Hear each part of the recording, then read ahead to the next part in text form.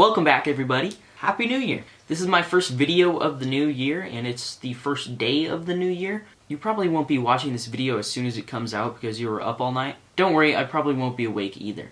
I know 2020 wasn't the best year for a lot of people, but this year is going to be a good one. I've got a lot of new projects coming, and I'm excited to share it with you guys. To make sure you don't miss what I've got planned for 2021, hit that subscribe button. Without further ado, let's get into the Reptile room tour.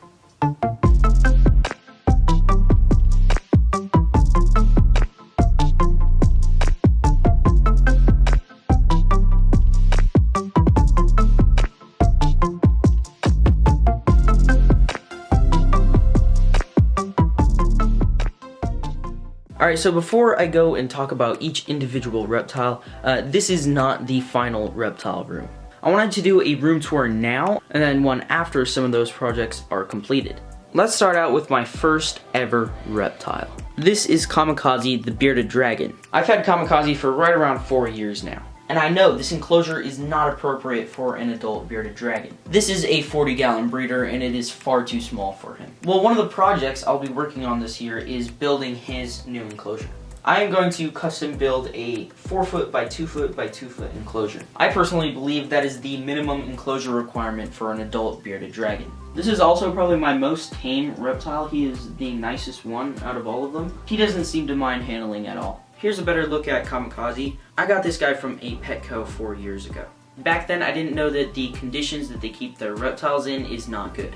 I've never bought an animal from Petco since, and I never plan to. I might end up doing an entire video on why you shouldn't buy reptiles from Petco. There's a lot of reasons. You may have noticed that Kamikaze is a little overweight. I'm currently trying to help him lose weight because this is just not a healthy weight for a bearded dragon.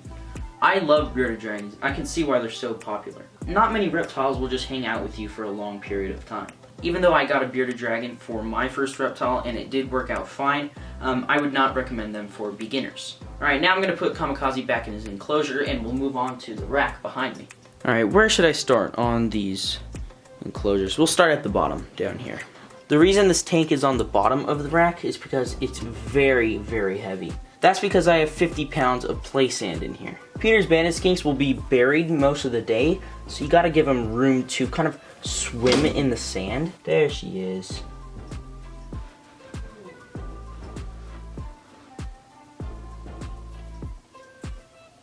She's been buried under the sand all day. That's pretty much what happens every day.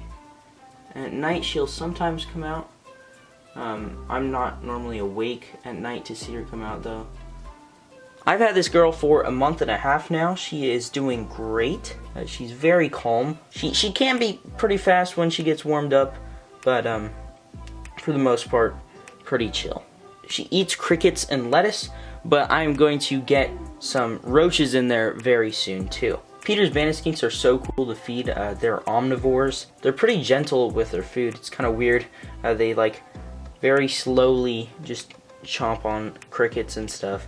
And they will eat even scrambled eggs. I wouldn't recommend feeding eggs to them a lot because then they would get obese. But every couple of weeks you can feed them scrambled eggs. The camera never focuses on the animal. Oh my goodness. Alright, I'll let you go. Okay, moving on to the second shelf. Here we have the alligator lizard setup. He's right there.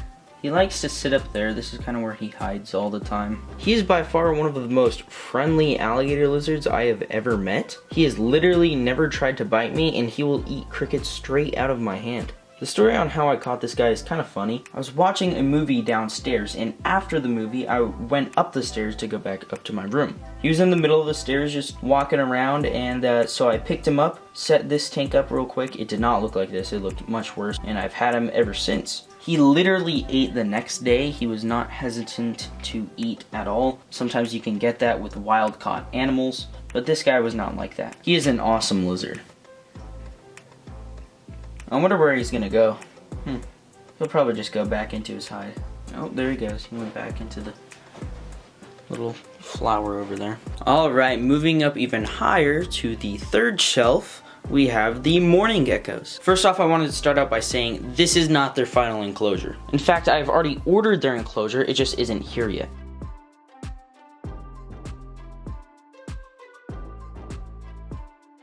This is a pretty simple setup. There's nothing too fancy about it. I have some pothos in there. That is doing all right. So this is a very simple enclosure setup. Like I said, it's not permanent. This is just gonna be for the babies. Let's see if we can get one of these guys out. Oh, there we go. Right off the top. The other one never likes to go to the top. It can climb, it just doesn't really like to. All right, I got one of them out. As you can see, they are extremely tiny. These are baby morning geckos, actually more like juveniles, and they are definitely growing. The camera really doesn't want to focus on them, I don't know why. They are doing fantastic, and I really can't wait for their new enclosure to get here. I feed these girls pinhead crickets, flightless fruit flies, crested gecko diet, of course. They'll eat a lot of different things. So that is it for the reptiles in the room.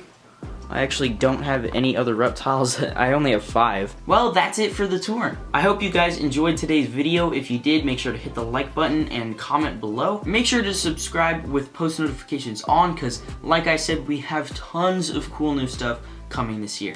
Well, I think that's it for this video. I'll see you guys next Friday.